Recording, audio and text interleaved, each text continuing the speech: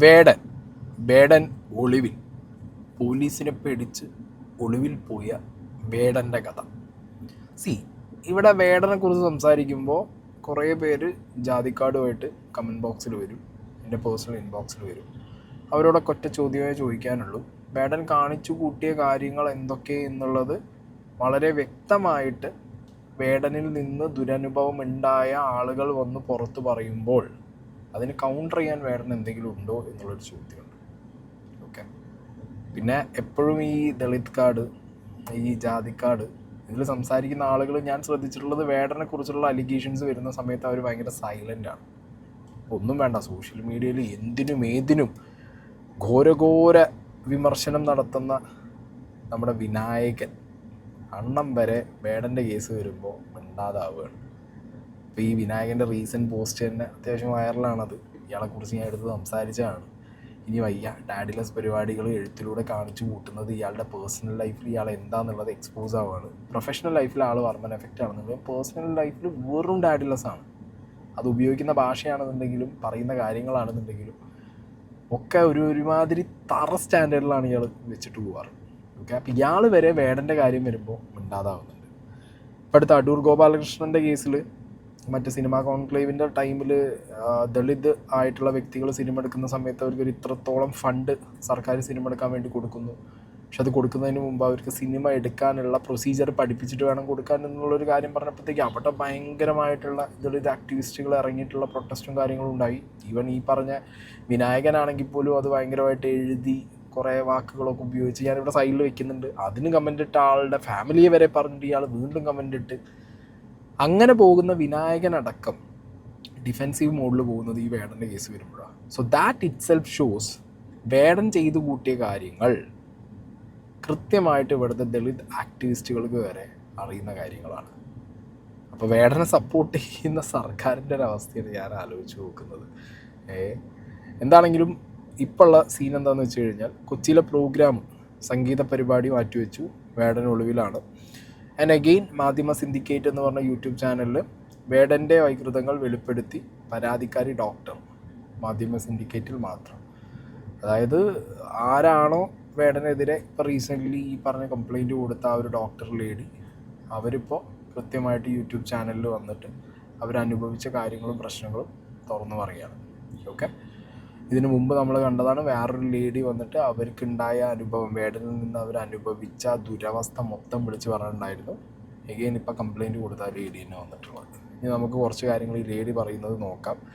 ഞാൻ പറയുന്നത് ഇത്രയേ ഉള്ളൂ, ഒരു വ്യക്തിയുടെ വൈകൃതം അല്ലെങ്കിൽ ആ വ്യക്തി ചെയ്തു കൂട്ടിയ കാര്യങ്ങളൊന്നും കൂട്ടിക്കൊണ്ടുപോയിട്ട് നിങ്ങളൊരു ജാതിയുടെ മുകളിൽ വെച്ച് കെട്ടേണ്ടതോ അല്ലെങ്കിൽ സംസാരിക്കേണ്ടതോ കാര്യമില്ല. പക്ഷേ അയാൾ ചെയ്തു കൂട്ടിയ കാര്യങ്ങൾ ഒരു ജാതിക്കാട് വെച്ച് മറച്ച് അതിനെ വെള്ള പൂശുമ്പോൾ കുറേ പേര് എന്നെപ്പോലുള്ളവരിത് ചോദ്യം ചെയ്യും. അതിൽ നിങ്ങൾക്ക് കുരു പൊട്ടിയിട്ടും കാര്യമില്ല. ഞാൻ ഈയിടയ്ക്കായിട്ട് കേരളീയം എന്ന് പറഞ്ഞൊരു ഓൺലൈൻ മാഗസീനിൽ വായിച്ചൊരു ആർട്ടിക്കിളിൻ്റെ പുറത്താണ് ഞാൻ ഇങ്ങനത്തെ ഒരു കംപ്ലയിൻറ്റ് കൊടുക്കാമെന്ന് വിചാരിച്ചത്. അതൊരു സർവൈവറാണ് എഴുതിയത്, വേടനെക്കുറിച്ച് തന്നെ എഴുതിയതായിരുന്നു.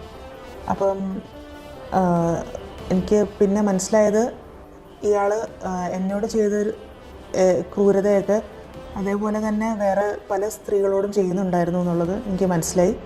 ഞാനപ്പോൾ സർവൈവേഴ്സിനെ എല്ലാവരെയും കോൺടാക്ട് ചെയ്യാൻ ശ്രമിച്ചു. കോൺടാക്ട് ചെയ്തിട്ട് അവരുടെ സൈഡ് ഓഫ് ദ സ്റ്റോറി ഞാൻ കേട്ടു. അതിനുശേഷം എനിക്ക് മനസ്സിലായി എന്നോട് പറഞ്ഞത് മുഴുവൻ കള്ളത്തരായിരുന്നെന്നും തല തിരിച്ചാണ് കാര്യങ്ങൾ പറഞ്ഞതെന്നും കുറേ കൂടെ ബ്രൂട്ടലായിട്ടുള്ള സ്റ്റോറീസൊക്കെ ആയിരുന്നു എന്നുള്ളത് എനിക്ക് മനസ്സിലായി. എന്നാണ് ഈ അടുത്താണ് ഈ സർവൈവറുടെ അനുഭവം വായിച്ചത്?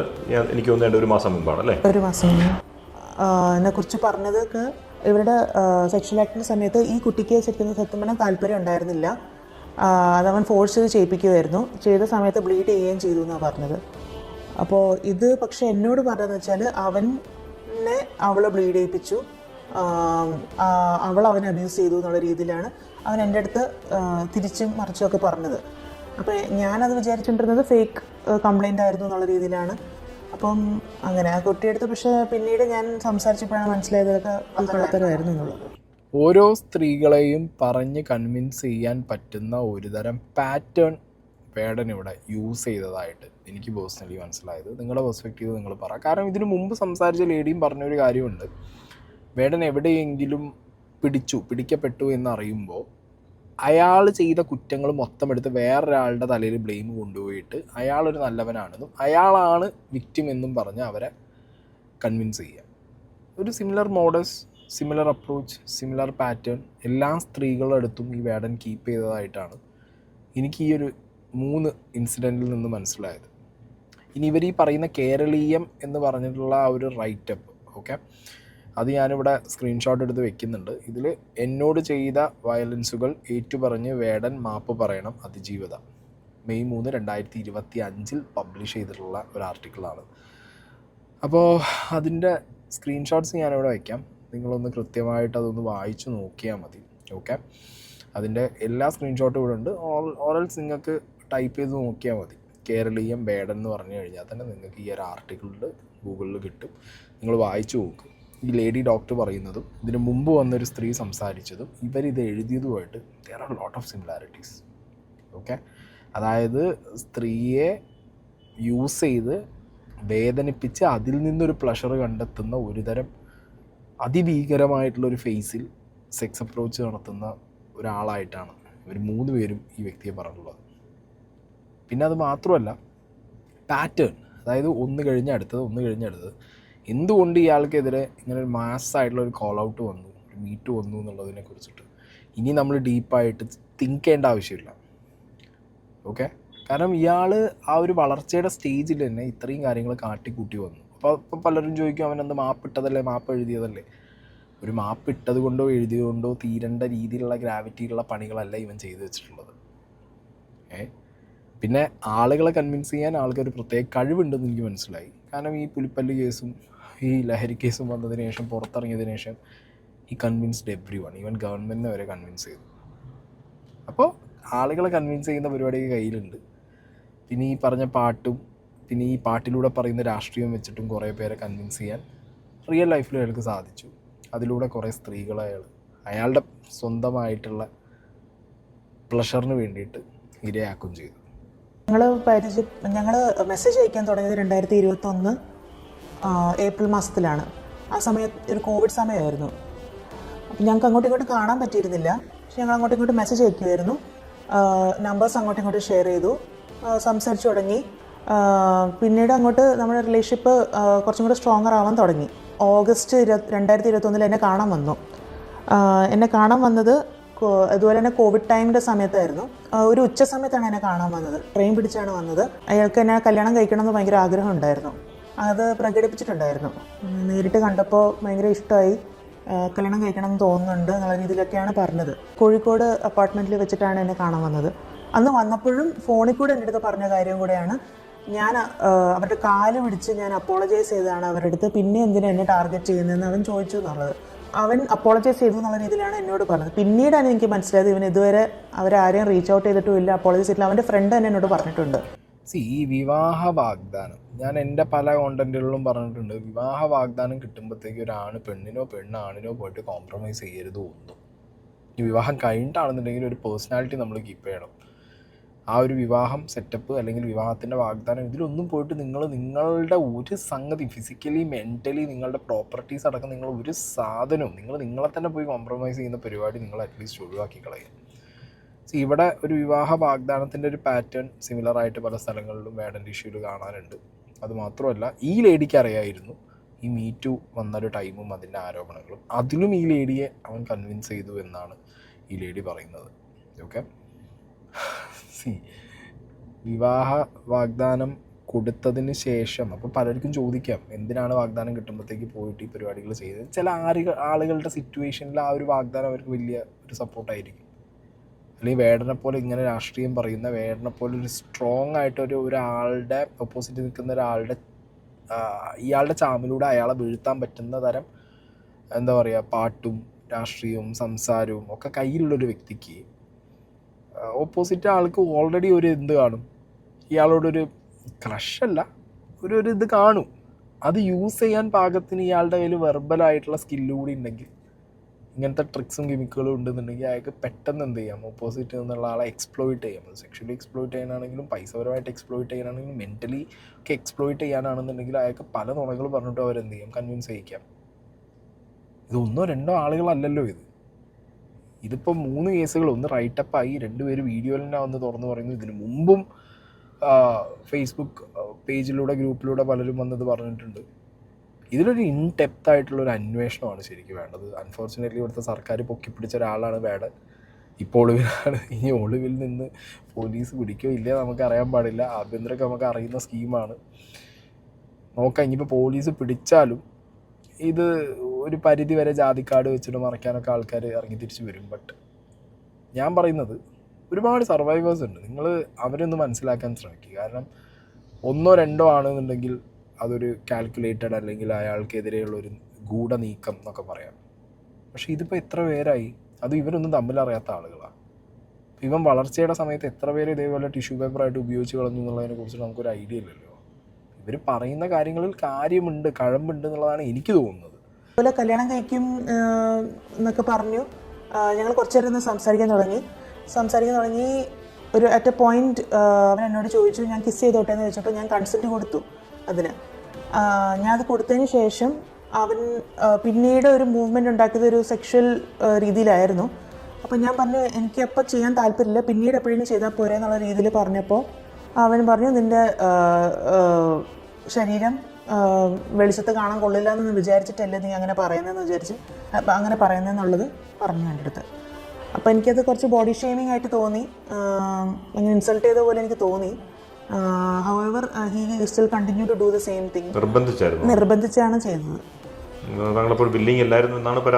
ആ സമയത്ത് പറയുന്നത്.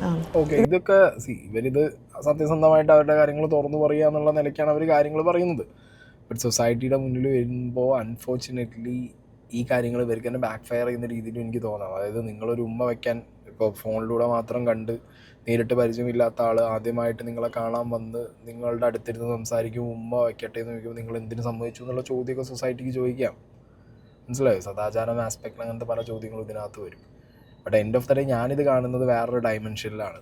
കാരണം ഈ വേടൻ എന്ന് പറയുന്ന വ്യക്തി സ്ത്രീകളെ അപ്രോച്ച് ചെയ്യുന്ന ഒരു പാറ്റേൺ, ഇതിന് മുമ്പുള്ള ലേഡി പറയുന്നത് സിമിലർ പാറ്റേൺ, റൂമിലേക്ക് വിളിച്ചു കൊണ്ടുപോയി സ്കോട്ട് ചെയ്ത് തരട്ടെ എന്ന് ചോദിക്കുന്നു. അങ്ങനത്തെ സിമിലർ അപ്രോച്ച്, മനസ്സിലായി? ഒരു പെർവേർട്ട് ആയിട്ടുള്ളൊരു വ്യക്തി കാണിക്കുന്ന ഒരു സിമിലർ അപ്രോച്ച് അല്ലേ കാണിച്ചിട്ടുള്ളത്. ഇതിൽ ഞാൻ പറയുമ്പോൾ വിക്ടിമിനെ പോയിട്ട് ചീത്ത പറയാതെയും അല്ലെങ്കിൽ വിക്ടിമിനോട് പോയി 100 ചോദ്യം ചോദിക്കാതെയും ഈ വ്യക്തി കാണിച്ചു കൂട്ടിയ കാര്യങ്ങളിലൊരു ഓഡിറ്റ് വെച്ച് സംസാരിക്കുന്നതായിരിക്കും ബെറ്റർ. ഈവൻ എനിക്കറിയില്ല എത്ര പേര് സൊസൈറ്റിയിൽ ഇത് മനസ്സിലാക്കും എന്നുള്ളത്. ചില ആളുകളെ നമ്മൾ തിരിച്ചറിയണം, അവരുടെ പ്രവർത്തികൾ നമ്മൾ തിരിച്ചറിയണം. ദേ മസ്റ്റ് ബി ലൈക്ക് എന്താ പറയുക, ഇപ്പോൾ നല്ല പൊസിഷനിലായിരിക്കാം, അവർ നല്ല ടാലൻറ്റഡ് ആയിരിക്കാം, കഴിവേറുകളായിരിക്കും. ബട്ട് അൺഫോർച്ചുനേറ്റ്ലി അവർ കഴിവുള്ളതുമാണ്, അവർ കഴിവേറിത്തരം കാണിച്ച ആളുകളുമാണ് സ്റ്റിൽ കാണിച്ചുകൊണ്ടിരിക്കുന്നുണ്ടാവും. അപ്പം അങ്ങനത്തെ കഴിവേറിത്തരങ്ങളെ നമ്മൾ സപ്പോർട്ട് ചെയ്യേണ്ട കാര്യമില്ല. ഒരു തവണ കോഴിക്കോട് എന്നെ കാണാൻ വന്ന സമയത്ത്, അത് മാർച്ച് 30, 2022 കോഴിക്കോട് അപ്പാർട്ട്മെൻറ്റിൽ വീണ്ടും വന്നിട്ടുണ്ടായിരുന്നു കാണാൻ. അന്ന് ആ സമയത്ത് അവൻ ഡ്രഗ്സ് എന്തൊക്കെ എടുത്തിട്ടുണ്ടായിരുന്നു, അതെന്നോട് പറഞ്ഞിട്ടുണ്ടായിരുന്നു. കുറച്ച് പിൽസും പിന്നെ കാനാബിസിൻ്റെ ഒരു കോമ്പിനേഷൻ പോലെ എടുത്തതായിരുന്നു എന്നാണ് പറഞ്ഞത്. എന്നിട്ട് അവൻ വന്നു ഞങ്ങൾ സെക്ഷൽ ആക്ട് ചെയ്യുന്ന സമയത്ത് ഭയങ്കര ക്രൂവലായിട്ടായിരുന്നു ആ സെക്ഷൽ ആക്ട് ചെയ്തത്.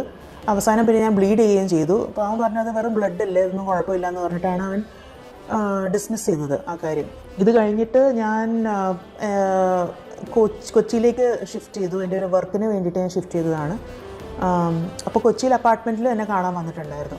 ഈ സമയത്തൊക്കെ ഞാൻ വിചാരിച്ചിരിക്കുന്നത് ഇവൻ എന്നെ കല്യാണം കഴിക്കും എന്നാണ്. ബിക്കോസ് എപ്പോഴൊക്കെ എന്നെ കാണാൻ വരുന്നു അല്ലെങ്കിൽ എപ്പോഴൊക്കെ എന്നെ ഫോൺ വിളിക്കുന്നു ആ സമയത്തൊക്കെ പറയുന്നുണ്ടായിരുന്നു ഇവന് എന്നെ കല്യാണം കഴിക്കാൻ ആഗ്രഹം ഉണ്ടായിരുന്നു എന്നൊക്കെ. ഒരു തവണ എൻ്റെ അടുത്ത് പറഞ്ഞു നമുക്ക് 2 വർഷത്തിനുള്ളിൽ കല്യാണം കഴിച്ചിട്ട് അങ്ങോട്ടും ഇങ്ങോട്ടും വീട്ടിൽ ഒരേ വീട്ടിലേക്ക് മാറാം, കുട്ടികളുണ്ടാവുകയാണെങ്കിൽ കുറച്ച് ദിവസം എൻ്റെ കൂടെയും കുറച്ച് ദിവസം നിൻ്റെ കൂടെയൊക്കെ താമസിക്കാം, അങ്ങനത്തെ ഒക്കെ പ്ലാൻ വയ്ക്കുന്നുണ്ടായിരുന്നു. എൻ്റെ അടുത്ത് പറയുന്നുണ്ടായിരുന്നു ഇതൊക്കെ. എന്നെ ആദ്യം കണ്ടപ്പോഴും ഇത് തന്നെയാണ് പറഞ്ഞത്. ഈ സമയത്തൊക്കെ ഇവൻ കുറേ ഡെറിഗേറ്ററി കമൻസ് പാസ് ചെയ്യുന്നുണ്ടായിരുന്നു സ്ത്രീകൾക്കെതിരെ, പ്രത്യേകിച്ച് ഫെമിനിസ്റ്റുകൾക്കെതിരെ. ഭയങ്കരമായിട്ട് അവർ ഇൻസൾട്ട് ചെയ്യുന്ന രീതിയിലാണ് എൻ്റെ മുന്നിലും അവൻ്റെ ഫ്രണ്ട്സ് സർക്കിളിൻ്റെ മുന്നിലും സംസാരിച്ചുകൊണ്ടിരുന്നത്. അതായത് ഇപ്പം ഇവനൊരു മീറ്റു അലിഗേഷൻ വന്നതുകൊണ്ട് ഇവൻ എല്ലാ സ്ത്രീകളോടും ഒരു ദേഷ്യം ഉണ്ടെന്ന് വിചാരിച്ചിട്ടാണ് ഞാൻ ഇരുന്നിരുന്നത്. അതിലെ ഫസ്റ്റ് ഡെറിഗേറ്ററി കമൻറ്റ് എന്ന് പറയുന്നത് അവൻ്റെ ഒരു വളരെ ക്ലോസ് ഫ്രണ്ടാണ്, ആ കുട്ടി ഇവനെ ഭയങ്കരമായിട്ട് സപ്പോർട്ട് ചെയ്യുന്നൊരു കൊച്ചാണ്, അത് ആ കുട്ടീനെ ഫാറ്റ് ബിച്ച് എന്നല്ലാതെ ഒന്നും വിളിക്കാറില്ല. ഇപ്പോൾ ഈ ലേഡി പറഞ്ഞ കാര്യങ്ങളിൽ അവരുടെ റിലേഷൻ്റെ ആസ്പെക്ട്സ് അവിടെ നിൽക്കട്ടെ, കോടതിയിൽ അവർ തെളിയിക്കട്ടെ. അതുതന്നെയായിരിക്കും വേടനെ സപ്പോർട്ട് ചെയ്യുന്നവരും പറയുന്നത്. ഇപ്പോൾ ഇവരുടെ വേർഷൻ കേട്ടപ്പോഴും ഞാൻ പറയുന്നത് നിങ്ങളത് കോടതിയിൽ ആ കാര്യങ്ങൾ ചെയ്യും. ഈ വേടൻ എഴുതുന്ന ഒരു രാഷ്ട്രീയമുണ്ട്, മനസ്സിലായോ? അമ്മയ്ക്ക് വേണ്ടി, ഗേൾ ഫ്രണ്ടിന് വേണ്ടി, അടിമത്വം അനുഭവിക്കുന്നവർക്ക് വേണ്ടി, സൊസൈറ്റിയിൽ അടിച്ചമർത്തപ്പെട്ടവർക്ക് വേണ്ടി, സ്ത്രീകൾക്ക് വേണ്ടി, കുട്ടികൾക്ക് വേണ്ടി, ഇങ്ങനെ രാഷ്ട്രീയം എഴുതുന്ന ഒരാൾ സ്വന്തം സുഹൃത്തായ നല്ല സപ്പോർട്ട് ചെയ്യുന്നൊരു സുഹൃത്തിനെ ഫാറ്റ് ബിച്ച് എന്ന് പറഞ്ഞിട്ടുള്ള ഒരു ടേം യൂസ് ചെയ്ത് ബാക്കിയുള്ളവരുടെ മുന്നിൽ കളിയാക്കുന്ന ഒരു കഥാപാത്രം പോലെ. മേ ബി ഇംഗ്ലീഷിലൊക്കെ ഇപ്പോൾ ഓക്കെ, യൂറോപ്യൻ സ്ലാങ്ങിലും അങ്ങനത്തെ സംസാരങ്ങളിലും ഫാറ്റ് ബിച്ച് ലൈക്ക് അങ്ങനത്തെ ഒരു സാധനം ഫണ്ണി ആയിട്ട് ചില സമയങ്ങളിൽ ചില സീരീസുകളിലോ അല്ലെങ്കിൽ സിനിമകളിലൊക്കെ കണ്ടിട്ടും കേട്ടിട്ടുമുണ്ട്. പക്ഷേ അത് ഏത് സെൻസിൽ വേണമെങ്കിലും എടുക്കാവുന്ന ഒരു ടേമുമാണ്. അതൊക്കെ അറിഞ്ഞുകൊണ്ട് തന്നെ പറയുന്നത്. നമുക്ക് ഏറ്റവും സപ്പോർട്ട് ചെയ്യുന്ന നമ്മളുടെ അടുത്തുള്ള ഒരു വ്യക്തിയെക്കുറിച്ച് നമ്മളത് കണ്ടിന്യൂസ്ലി ഒരിക്കലും പറയില്ല, മനസ്സിലായോ? ഇനി അവർ ഉള്ള സദസ്സിൽ പറയുമ്പോൾ അവർക്കത് ഏത് സെൻസിൽ പോകുന്നു എന്നുള്ളത് തിരിച്ചറിഞ്ഞ് നമ്മളത് മാറ്റാറും ഉണ്ടായിരിക്കും ചിലപ്പോൾ. ഇതിപ്പോൾ അവരില്ലാത്തൊരു സദസ്സിൽ വെച്ചിട്ട് അവരെക്കുറിച്ച് പറയണമെന്നാണ് പറയുന്നത്. അതൊക്കെ ഈ പറയുന്ന വേടൻ്റെ രാഷ്ട്രീയം അല്ലെങ്കിൽ വേടൻ പറയുന്ന കാര്യങ്ങളുമായിട്ട് ഒരു ബന്ധവും ഇല്ല. നേരെ എക്സ്ട്രീം ഓപ്പോസിറ്റ് സൈഡിലായിട്ടാണ് എനിക്ക് പേഴ്സണലി ഫീൽ ആവുന്നത്. അല്ലെങ്കിലും ഞാൻ കഴിഞ്ഞ വീഡിയോയിൽ ഞാൻ പറഞ്ഞല്ലോ, വേടൻ്റെ എഴുത്തുകളിൽ കാണിക്കുന്ന മെച്യൂരിറ്റി അല്ലെങ്കിൽ അതിൽ വരുന്ന പൊളിറ്റിക്സ്, അതിൽ പറയുന്ന കാര്യങ്ങൾ അത് അയാളുടെ റിയൽ ആയിട്ടുള്ളതാണോ എന്ന് വരെ സംശയിക്കേണ്ട ഒരു അവസ്ഥയാണ്. വേറെ ആരെങ്കിലും എഴുതി കൊടുത്തത് ഇയാൾ പാട്ടാക്കുന്നതാണോ പാടുന്നതാണോ എന്നുള്ളത് വരെ ഡൗട്ട് ചെയ്യേണ്ട ഒരു അവസ്ഥയിലേക്കാണ് ഈ ഒരു ഇൻ്റർവ്യൂ കണ്ടു കഴിഞ്ഞപ്പോഴത്തേക്ക് എനിക്ക് കാര്യങ്ങൾ തോന്നി തുടങ്ങുന്നത്. പിന്നെ ഒരു ആർട്ടിസ്റ്റിനെ കുറിച്ച് പറഞ്ഞു. ആർട്ടിസ്റ്റിനെ കാര്യം അറിയിച്ചിട്ടുണ്ട്. ആ ആർട്ടിസ്റ്റ് സിംഗറാണ്. ആ ആർട്ടിസ്റ്റിനെയും റിഹാനേനെയും തമ്മിൽ കമ്പയർ ചെയ്തിട്ട് അവൻ പറയാണ് റിഹാനയുടെ ആർട്ട് കൊള്ളത്തില്ല, ഈ ആർട്ടിസ്റ്റിൻ്റെ ഭയങ്കര നല്ല ആർട്ടാണ്. പക്ഷെ അതേസമയം ഈ ആർട്ടിസ്റ്റിൻ്റെ വരാനിൽ നിന്ന് വരുന്നത് ഭയങ്കര പൊട്ട സ്മെല്ലായിരിക്കും വരുന്നത്. പക്ഷെ റിഹാനയുടെ വരുന്നത് നല്ല സ്മെല്ല് വരും. സോ അത് മെലിഞ്ഞിട്ടാണ്. മറ്റവർക്ക് നല്ല വണ്ണമുണ്ട്, അതുകൊണ്ട്. പിന്നെ എസ്പെഷ്യലി ഫാറ്റ് വിമനെ കുറിച്ച് ഭയങ്കര ലൈക്ക് അവരെ കാല് റിട്രാക്ട് ചെയ്യണമെങ്കിൽ റിട്രാക്ടർ തന്നെ ഉപയോഗിക്കണം, എന്നാലേ ഒരു ഫാറ്റ് വുമനായിട്ട് സെക്സ് ചെയ്യാൻ പറ്റത്തുള്ളൂ. ഫാറ്റ് പീപ്പിൾ അങ്ങോട്ടും ഇങ്ങോട്ടും സെക്സ് ചെയ്യുന്നത് തന്നെ അവൻ ആലോചിക്കാൻ പോലും കഴിയത്തില്ല, അത്ര അറപ്പാണ് അവന്. തടിച്ച സ്ത്രീകളോട് ഉള്ള ഇഷ്ടക്കേടാണ് ബോഡി ഷേമിംഗ് രൂപത്തിൽ വരുന്നത്. അപ്പോൾ obesity sucks, I M fat phobic എന്നൊക്കെ പലതവണ എന്നോട് പറഞ്ഞിട്ടുണ്ട്. അത് എൻ്റെ ബോഡി നോക്കിയും പലതവണ അങ്ങനെ പറഞ്ഞിട്ടുണ്ട്. പിന്നെ പറയുന്നുണ്ടിരുന്നത് ട്രാൻസ്ജെൻഡേഴ്സൊക്കെ മെൻ്റലി ഇൽ പേഷ്യൻസ് ആണ്. അവർ തന്നെയാണ് അവരുടെ പ്രശ്നങ്ങളൊക്കെ വരുത്തി തീർക്കുന്നത് എന്നുള്ള രീതിയിലാണ് അവൻ പറഞ്ഞത്. പക്ഷെ ഇതിൻ്റെ ഒരു ഡിസ്പാരിറ്റി എന്താണെന്ന് വെച്ചാൽ, അവൻ കുറച്ച് നാൾ മുന്നേ വൺ അണ്ടർ ദ സൺ എന്ന് പറഞ്ഞൊരു പാട്ട് ഇറക്കിയിട്ടുണ്ടായിരുന്നു അവൻ്റെ ഫ്രണ്ട്സായിട്ട്. അപ്പോൾ അതിൽ ഈ മാർജിനലൈസ്ഡ് ആയിട്ടുള്ള ട്രാൻസ്ജെൻഡേഴ്സ് താമസിക്കുന്ന സ്ഥലം, അവർ അണ്ടർഗോ ചെയ്യുന്ന ഡിഫിക്കൽട്ടീസൊക്കെ കാണിക്കുന്ന രീതിയിലുള്ള അതിൻ്റെ വിഷ്വൽസും അതിൻ്റെ വേർഡ്സും ഒക്കെ ആ പാട്ടിലുണ്ട്. അപ്പോൾ ഇത് രണ്ടും തമ്മിൽ ഭയങ്കര ഡിസ്പാരിറ്റി വന്നപ്പോഴാണ് പിന്നെ ഞാൻ ആലോചിച്ചത് ഇവൻ പറയുന്ന മുഴുവൻ കള്ളമാണല്ലോ എന്നുള്ളത്. പിന്നെ അതുപോലെ ഭയങ്കര ആൻഡ്രൂ ടേറ്റ് സപ്പോർട്ടറാണ്. ഡെയിലി ഒരു 10 വീഡിയോസെങ്കിലും അതിരുന്ന് കാണുമായിരുന്നു. അയാൾ പറയുന്നതെല്ലാം നമുക്കറിയാം. ആൻഡ്രൂ ടേറ്റ് ഒരു സെക്സ് ഒഫൻഡറാണ്, ഈ വേൾഡ് നോൺ മിസോജിനിസ്റ്റ് ആണ്. അപ്പോൾ ഇയാൾ പറഞ്ഞിട്ടുള്ളതെന്ന് വെച്ചാൽ, ഈ ആൻഡ്രൂ ടേറ്റ് പറഞ്ഞിട്ടുള്ളത്, if A woman is A victim of rape, then she should bear the consequences, she should bear the responsibility of the ഇതെന്നാണ് പറയുന്നത്. അതായത് ഫീമെയിൽസ് റെസ്പോൺസിബിലിറ്റി എടുക്കണം. അവരെ ആരെങ്കിലും റേപ്പ് ചെയ്യുകയാണെന്നുണ്ടെങ്കിൽ അവരങ്ങോട്ട് പോകുന്നത് കൊണ്ടാണ്, അങ്ങനത്തെ ഒരു സ്ഥലത്ത് പോകുന്നതുകൊണ്ടാണ് അവർ റേപ്പ് ചെയ്യപ്പെടുന്നത് എന്നുള്ള രീതിയിലാണ് പറഞ്ഞത്. കുറച്ചധികം വർഷം വേടൻ്റെ കൂടെ ജീവിച്ച അല്ലെങ്കിൽ വേടൻ യൂസ് ചെയ്തൊരു വ്യക്തി, അതായത് വേടനായിട്ട് close face to face 1-on-1 relation ഉണ്ടായിരുന്ന വ്യക്തി പറയുന്ന കാര്യങ്ങൾ കേൾക്കുമ്പോൾ ഇവൻ എന്തടാ പാട്ടിൽ എഴുതി വെച്ചത് എന്നാണ് ഞാൻ ആലോചിച്ചുകൊണ്ടിരിക്കുന്നത്. രണ്ടും തമ്മിൽ രാവും പകലും വ്യത്യാസമുള്ള കാര്യങ്ങളല്ലേ. ഞാൻ ഇതിനു മുമ്പും വേടനെ കുറിച്ച് വീഡിയോ ചെയ്യുമ്പോൾ പറയാറുണ്ട്, വേടൻ ആസ് എ ടാലൻറ്റ് അയാൾ പറയുന്ന രാഷ്ട്രീയം, അയാളുടെ പാട്ടുകളൊക്കെ എനിക്ക് ഭയങ്കര ഇഷ്ടമാണെന്നുള്ളത്. പക്ഷെ ഇപ്പോൾ ആലോചിക്കുമ്പോൾ ഇവൻ എഴുതിയത് തന്നെയാണോ ഇതൊക്കെ എന്നുള്ളൊരു തോന്നലിലേക്ക് കാര്യങ്ങൾ പോവുകയാണ്. നിറത്തിൻ്റെ രാഷ്ട്രീയം പറയുന്ന ഒരാൾ വേറൊരു ലേഡിയെ അല്ലെങ്കിൽ വേറൊരു വ്യക്തിയെ തടി പറഞ്ഞ് കളിയാക്കുകയാണ്. ഞാൻ പറയുന്നില്ല ഇതൊക്കെ പബ്ലിക്കിലല്ലല്ലോ, പ്രൈവറ്റ് സ്പേസിലല്ലേ എന്ന് ചോദിക്കുന്നവർ കാണുമായിരിക്കും ചിലപ്പോൾ. അപ്പോൾ പ്രൈവറ്റ് സ്പേസിനകത്തിരിക്കുന്ന സമയത്ത് ഇങ്ങനെ പ്രോഗ്രഷൻ പറയണോ, അല്ലെങ്കിൽ ഇവൻ പാട്ടിൽ രാഷ്ട്രീയം പറയുന്നുണ്ടെന്ന് വിചാരിച്ചിട്ട് അവൻ പേഴ്സണൽ സ്പേസിൽ ഫ്രണ്ട്സിൻ്റെ അടുത്ത് അവന് പറഞ്ഞൂടെ എന്നുള്ള ചോദ്യങ്ങളൊക്കെ പലർക്കും ചോദിക്കാം. But end of the day Vedan പറയുന്ന ഒരു പ്രോഗ്രസീവ് ഫേസും ഒരു പ്രോഗ്രഷനും അല്ലെങ്കിൽ വേടൻ യൂസ് ചെയ്യുന്ന രാഷ്ട്രീയത്തിൻ്റെ ആ ഒരു ഡെപ്തൊക്കെ ഉണ്ടല്ലോ, അത് വെച്ച് നോക്കുന്ന സമയത്ത് ഒരിക്കലും പേഴ്സണൽ സ്പേസിലാണെങ്കിലും ഹീ ഷുഡ് ബി ലൈക്ക് എന്താ പറയുക, കുറച്ചും കൂടി മെച്യൂറായിട്ട് ബിഹേവ് ചെയ്യുന്ന ഒരാളായിട്ടാണ് നമുക്ക് ഫീൽ ചെയ്യേണ്ടത്. അല്ലെങ്കിൽ ബാക്കിയുള്ളവരെ പോലും പറഞ്ഞ് പഠിപ്പിക്കുന്ന രീതിയിൽ മാതൃകയായിട്ടുള്ള ഒരു ഫ്രണ്ട്സിനെ ആണെങ്കിൽ ഒരാളായിട്ടാണ് വേടനെ. അപ്പോൾ വേടൻ്റെ രാഷ്ട്രീയം പാട്ടിൽ എങ്ങനെയാണോ അത് വെച്ച് ഇക്വേറ്റ് ചെയ്യുമ്പോൾ എനിക്ക് അങ്ങനെയാണ് വേടനെ തോന്നിയിട്ടുണ്ടായിരുന്നത്. ബട്ട് ഇവർ പറയുന്നൊരു വേർഷനിൽ തടിച്ച ഒരാളെ ഇഷ്ടമല്ലാത്ത, തടിച്ച ശരീരപ്രകൃതി ഇഷ്ടമല്ലാത്ത, ട്രാൻസ്ഫോബിക്കായിട്ടുള്ള ഭയങ്കര മിസോജനിസ്റ്റ് ചിന്താഗതിയുള്ള ഒരു വേടൻ ആണല്ലോ ഈ രാഷ്ട്രീയം പറയുന്നതെന്ന് ആലോചിക്കുമ്പോൾ സത്യം പറഞ്ഞാൽ ഞെട്ടലാണ് വരുന്നത്. ഇതുപോലെ തന്നെ അവൻ്റെ സ്വന്തം അനിയത്തിയെക്കുറിച്ച് പറഞ്ഞൊരു വേറൊരു കാര്യം, എൻ്റെ അനിയത്തിക്ക് ബ്രസ്റ്റ് അല്ല ഉള്ളത്, എൻ്റെ അനിയത്തിക്ക് ചെസ്റ്റാണ് ഉള്ളതെന്നാണ് പറയുന്നത്. അതെന്താ ഉദ്ദേശിച്ചെന്ന് എനിക്ക് മനസ്സിലായില്ല. അവൻ്റെ ഒരു ഫ്രണ്ടും ഞാനും വീട് ഇരുന്നപ്പോഴാണ് ഇത് പറഞ്ഞത്. അത് ഫീമെയിൽ ബ്രസ്റ്റിനെ ഡീഗ്രേഡ് ചെയ്ത് പറഞ്ഞതാണോ അതോ മെയിൽ ചെസ്റ്റ് കുറേ കൂടെ ബെറ്റർ ആണെന്നുള്ള രീതിയിലാണ്, അതോ മെയിൽസ് ബെറ്റർ ദാൻ ഫീമെയിൽസ് അങ്ങനത്തെ ഒരു രീതിയിലാണോ പറഞ്ഞതെന്ന് അറിയത്തില്ല. എന്തായാലും അങ്ങനെ പറഞ്ഞിട്ടുണ്ടായിരുന്നു. പിന്നെ എപ്പോഴും ഒരു ഫെമിനിസ്റ്റിനെക്കാട്ടിൽ ഒരു കുലസ്ത്രീനെ കല്യാണം കഴിക്കുന്നത് തന്നെയാണ് എപ്പോഴും നല്ലതെന്നുള്ള രീതിയിൽ പറയാറുണ്ടായിരുന്നു സ്ഥിരമായിട്ട്. പ്രത്യേകിച്ച് വേറൊരു കാര്യം, ഒരു അമ്മേനെ കുറിച്ച് പറഞ്ഞതൊക്കെ കേരളീയ മാഗസീനിൽ ഞാൻ വായിച്ചൊരു കാര്യം, അവൻ്റെ അമ്മേനെ വളരെ മോശമായിട്ട് ചിത്രീകരിച്ച് ഇങ്ങനെ പറയും ഫ്രണ്ട്സിൻ്റെ മുന്നിലും പാർട്ട്നേഴ്സിൻ്റെ മുന്നിലൊക്കെ. അപ്പോൾ എൻ്റെ അടുത്തും അങ്ങനെ പറഞ്ഞിട്ടുണ്ട്. അമ്മ ഒരു കോൾ ഗേൾ ആയിരുന്നു, അവന് തീരെ താല്പര്യം ഉണ്ടായിരുന്നില്ല അമ്മയുടെ കാര്യം പറയുമ്പോൾ. ഒട്ടും നല്ല റെസ്പോൺസ് അല്ലായിരുന്നു എനിക്ക് ഉണ്ടാവുന്നത് അവൻ്റെ സൈഡിൽ നിന്ന്. പിന്നെ പക്ഷെ അമ്മയെക്കുറിച്ച് വലിയ കാര്യമായിട്ടാണ് ഈ പറയുന്നത്. അതുപോലെ അമ്മയുടെ ചിത്രവുമായി സ്റ്റേജിൽ ചെന്ന് കണ്ട ഒരു സ്ത്രീയോടുള്ള ഇൻട്രാക്ഷൻ്റെ വീഡിയോസൊക്കെ പ്രചരിച്ചിട്ടുണ്ട്. അപ്പോൾ അത് വലിയ കാര്യമായിട്ടാണ് എല്ലാവരും കരുതിയിരിക്കുന്നത്. നിങ്ങളുടെ അനുഭവത്തിൽ നേരെ എതിരാണ്. അത് അവൻ പറയുന്നത് എന്ന് വെച്ചാൽ അവന് ചെറുപ്പത്തിലെ അമ്മ ഇട്ടേച്ചു പോയി എന്നുള്ള രീതിയിലാണ് പറയുന്നത്. കോവിഡ് ടൈം ആ ഒരു 2021 പകുതി ഒക്ടോബർ ആ ഒരു സമയത്തൊക്കെ ആയിരുന്നു. ഇവൻ്റെ അമ്മ സിക്കായിട്ട് അവൻ്റെ വീട്ടിലേക്ക് വന്നിട്ടുണ്ടായിരുന്നു എന്നാണ് പറഞ്ഞത്. അപ്പോൾ ക്യാൻസർ ബാധിച്ചിട്ടുണ്ടായിരുന്നുള്ള രീതിയിൽ ഡയഗ്നോസ് ചെയ്തു എന്നാണ് പറഞ്ഞത്. അപ്പോൾ അതിനുശേഷം പിന്നെ അമ്മ മരിച്ചുപോയി. അപ്പോൾ ആ സമയത്ത് ഇവൻ ഇമോഷണലി കുറച്ച് ഡൗൺ ആയിരുന്നു.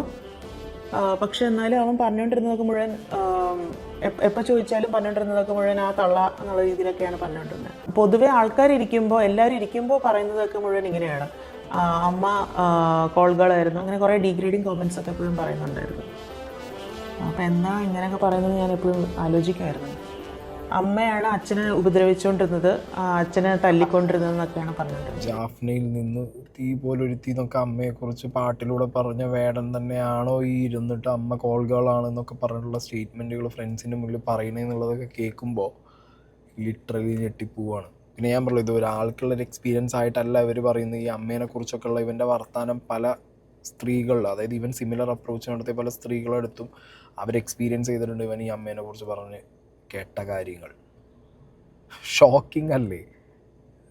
എനിക്കത് ഭയങ്കര ഷോക്കിംഗ് ആണ്. കാരണം അമ്മയെക്കുറിച്ച് പാട്ടിലൂടെയൊക്കെ ഘോരഘോരമായി പറയുന്നൊരു വ്യക്തി. അത് പോട്ടെ, ഈ അടുത്ത കാലത്ത് ആ കോഴിക്കോടുള്ള ലേഡി ഫോട്ടോ കൊണ്ടുപോയ സമയത്ത് ആ ഫോട്ടോ കണ്ട് കണ്ണ് നിറഞ്ഞ് കെട്ടിപ്പിടിച്ച് ആ ഫോട്ടോ പിടിച്ച് നിന്നൊരു വേടൻ. ആ വേടൻ ഫ്രണ്ട്സിൻ്റെ കൂട്ടത്തിൽ അല്ലെങ്കിൽ പ്രൈവറ്റ് സ്പേസിൽ അമ്മ മോശക്കാരിയാണെന്നും ഓക്കെ, ഇൻ്റർവ്യൂസിലൊക്കെ വേടൻ പല സമയത്തും പറഞ്ഞിട്ടുണ്ട്, ഒരു നോർമലി ഒരു അച്ഛനമ്മ വളർത്തിയൊരു കുട്ടിയല്ല ഞാൻ അങ്ങനെ വളർന്നൊരു കുട്ടിയല്ല എന്നുള്ള കാര്യം പറഞ്ഞിട്ടുണ്ട് ക്ലിയറായിട്ട്. പക്ഷേ അമ്മയോട് അത്രത്തോളം താല്പര്യവും അത്രത്തോളം സ്നേഹവും ഒക്കെ ഉള്ളതായിട്ടുള്ളൊരു നറേറ്റീവ് അല്ലെങ്കിൽ നറേഷൻ പാട്ടിലൂടെയും പുറത്ത് ബിഹേവിയറിലൂടെയും ഒക്കെ കൊടുക്കുന്ന ഒരാൾ പ്രൈവറ്റ് സ്പേസിനകത്ത് അമ്മ എന്ന് പറയുമ്പോഴത്തേക്ക് ഇത്രത്തോളം പറയുമെന്നുള്ളത് മാൻ അൺബിലീവബിൾ. എന്നെ എക്സ്പ്ലോയിറ്റ് ചെയ്തതെന്ന് പറഞ്ഞാൽ കുറേ കാശ് എൻ്റെ നിന്ന് വാങ്ങിക്കുമായിരുന്നു. അറൗണ്ട് 31,570 അത്രയും റുപ്പീസ് എൻ്റെ നിന്ന് വാങ്ങിക്കുകയും ചെയ്തു, ഇതുവരെ റിട്ടേൺ ചെയ്തതുമില്ല. നവംബർ 2021 ഒരു പുതിയതായിട്ടൊരു മ്യൂസിക് വീഡിയോ ഇറക്കുന്നുണ്ടായിരുന്നു. പേര് ബുദ്ധനായി പിറ എന്നായിരുന്നു. അപ്പോൾ അതിന് ഞാൻ കുറച്ച് കാശ് കൊടുത്തിട്ടുണ്ടായിരുന്നു. ചോദിച്ച് വാങ്ങിച്ചതാണ്. Around 15,000 rupees. അതൊന്ന് ഈ മ്യൂസിക് വീഡിയോ ഇറക്കാൻ വേണ്ടിയിട്ട് പിന്നെ അവരുടെ സ്റ്റേക്ക് വേണ്ടിയിട്ടും കൂടെ ആയിരുന്നു. അത് കഴിഞ്ഞിട്ട് അവൻ ചെന്നൈ പോയിട്ട് അവിടെ വെച്ച് അവൻ്റെ അനിയത്തിക്ക് എന്തോ കോഴ്സിൻ്റെ ആവശ്യത്തിന് വേണ്ടിയിട്ട് പൈസ വേണമെന്ന് പറഞ്ഞിട്ട് എൻ്റെ ഒരു 5,000 rupees എക്സ്ട്രാ വാങ്ങിച്ചു. അതുപോലെ തന്നെ എപ്പോൾ കൊച്ചിയിൽ വന്നാലും അല്ലെങ്കിൽ കോഴിക്കോട് വന്നാലും എൻ്റെ കാർഡ് സ്വൈപ്പ് ചെയ്തിട്ട് മദ്യം വാങ്ങിക്കലും ഒക്കെ ആയിരുന്നു. ഓരോ ബാറിലൊക്കെ പോയിട്ട് കാർഡ് കൊടുത്ത് വിടുമായിരുന്നു. അങ്ങനെ ചോദിക്കുമായിരുന്നു. അതുകൊണ്ട് ട്രാൻസാക്ഷൻ കഴിഞ്ഞപ്പോൾ എനിക്ക് മനസ്സിലാവുന്നത് എത്രത്തോളം പോയി എന്നുള്ളത്. പിന്നെ ഇതേപോലെ അവസാനം ടുവേർഡ്സ് എൻ്റെ റിലേഷൻഷിപ്പ് ഞാൻ അവനൊരു ഐഫോൺ കൊടുത്തിട്ടുണ്ടായിരുന്നു. 55,000 rupees ഒരു ഐഫോണായിരുന്നു ഇത്. അത് കൊടുത്തതും അവനെനിക്ക് EMI തരാമെന്നാണ് പറഞ്ഞത്, ട്രാൻസാക്ഷൻസ് ആയിട്ട് തരാമെന്നാണ് പറഞ്ഞത്. പക്ഷെ ഞാൻ എപ്പോഴും അവൻ്റെ കാല് പിടിച്ച് പറയുമായിരുന്നു എപ്പോഴും എനിക്ക് പൈസ തരണം എന്ന് പറഞ്ഞാൽ എല്ലാ മാസവും അവൻ്റെ ഫ്രണ്ട് വഴി ഞാൻ പറഞ്ഞിട്ടുണ്ട്. ബിക്കോസ് അവസാനമൊക്കെ ആയപ്പോൾ എൻ്റെ ഫോൺ എടുക്കാതെയായി. അങ്ങനെ ഒരു ദിവസം July 15, 2023 അന്നൊരു കോൺസേർട്ട് നടക്കുന്നുണ്ടായിരുന്നു. എവിടെയാണ്?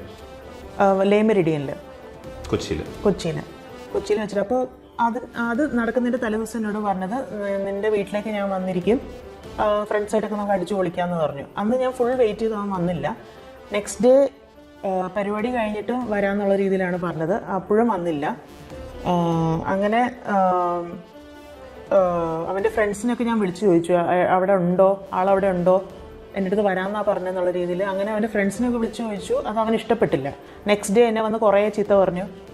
നീ എന്നെ പഴച്ചവനാക്കുവാണ്, നീ ഭയങ്കര ടോക്സിക്കാണ്, നീ എന്നെ ബാക്കിയുള്ള സ്ത്രീകളെ അടുത്ത് സെക്സ് ചെയ്യാൻ സമ്മതിക്കുന്നില്ല, അങ്ങനെയാണ് നീ ടോക്സിക് ആവുന്നത്. അതായിരുന്നു പരാതി.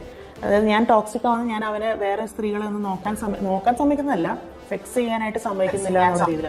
ഓക്കെ, അപ്പോൾ ഇതാണ് അവരുടെ റിലേഷനിൽ ഉണ്ടായ ഒരു എമൗണ്ടിൻ്റെ ഒരു ഫ്ലോയുടെ കാര്യം. അപ്പോൾ അതൊക്കെ തെളിവായിട്ട് ഇവരുടെ കയ്യിൽ ഇരിക്കുന്നുണ്ടാവും. പിന്നെ ഇത് ഈ ഒരു ലേഡി ഇവരുടെ എക്സ്പീരിയൻസ് എത്ര ആൾക്കാർ ഈ ഒരു ചാനലിൽ തന്നെ എനിക്ക് തോന്നുന്നു ഈ ഒരു പർട്ടിക്കുലർ ഇൻ്റർവ്യൂവിൻ്റെ തുടക്കത്തിൽ ഇൻട്രോ കാണിച്ചപ്പോൾ കുറേ പേര് വന്നിട്ട് ഇവനെക്കുറിച്ച് പറയുന്ന ഒരു സീക്വൻസ് ഒക്കെ ഉണ്ട്. എല്ലാവർക്കും ഒരു സിമിലർ വേ ഓഫ് അപ്രോച്ചും പാറ്റേണും ഒക്കെയാണ് ഇതിൻ്റെ ഭാഗത്ത് നിന്ന് കിട്ടിയിട്ടുള്ളതെന്നാണ് ഇവർ പറയുന്നത്. അപ്പം അങ്ങനെ വെച്ച് നോക്കുന്ന സമയത്ത് എത്ര പേരിൽ നിന്നിപ്പോൾ ഇവൻ ഈ ഫിനാൻഷ്യലി ഇപ്പോഴാണ് സൗണ്ടായത്, ഇതിനു മുമ്പ് ഫിനാൻഷ്യലി സൗണ്ട് അല്ല വേണ്ടത്. അപ്പോൾ ആ സമയങ്ങളിൽ ഒരു ഫിനാൻഷ്യൽ ബാക്കപ്പിന് വേണ്ടി, ഫിനാൻഷ്യൽ സപ്പോർട്ടിന് വേണ്ടിയിട്ട് സ്ത്രീകളെ ഇതുപോലെ ഉപയോഗിച്ച് കളയുന്ന ഒരു പാറ്റേണിലേക്കാണോ അവൻ ഈ സാധനങ്ങൾ കൊണ്ടുപോയിരുന്നതെന്നുള്ളത് ചിന്തിക്കേണ്ട ഒരു കാര്യമല്ലേ.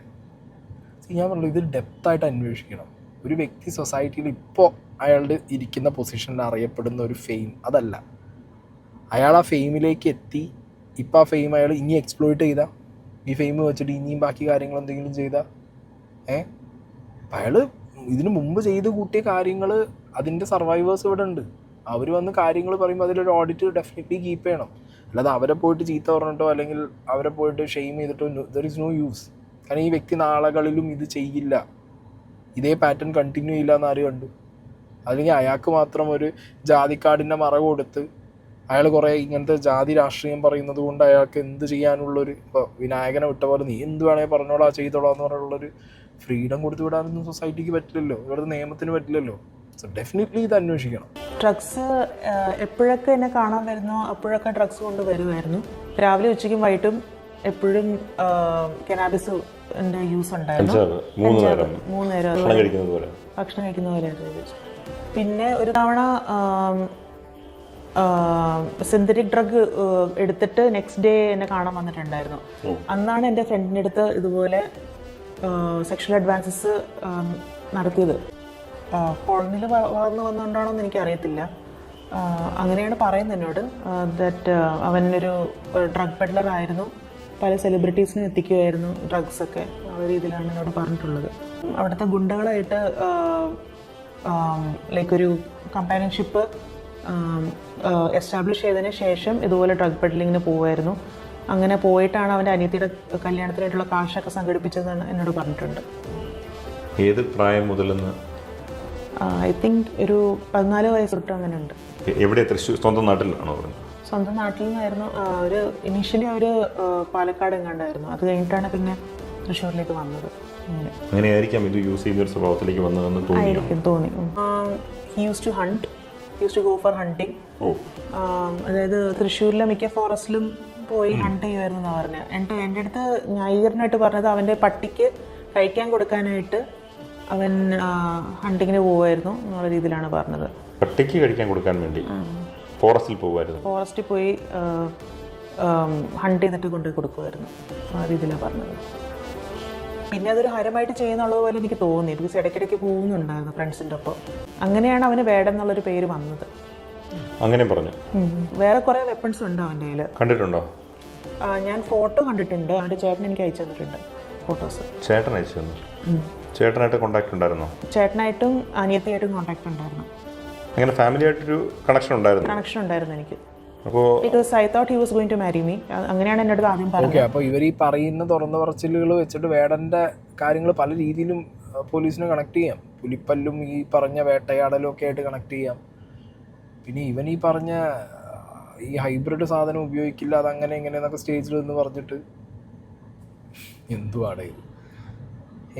എനിക്ക് തോന്നുന്നറിയോ, പേഴ്സണൽ ലൈഫിൽ ഇത്രത്തോളം എന്താ പറയുക ഈ ഒരു ഫേസാണ് ഇവൻ്റെ എന്നുണ്ടെങ്കിൽ ഇതിനെങ്ങനെയാണ് പാട്ടിലൂടെ രാഷ്ട്രീയം പറയുന്നത്?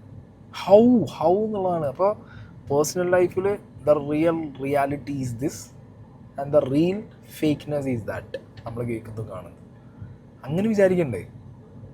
ഞാൻ സ്റ്റിൽ പറയുന്നു, ഇപ്പോൾ കുറച്ച് കാലം ഇപ്പോൾ ഈ ഒരു വീഡിയോ ഇതിന് മുന്നത്തെ ഒരു വീഡിയോ ചെയ്യുന്നത് വരെ ഞാൻ പേഴ്സണലി ഇഷ്ടപ്പെട്ടിരുന്ന പാട്ടുകളും അതിലെ രാഷ്ട്രീയമൊക്കെയാണ് വേടേണ്ടത്.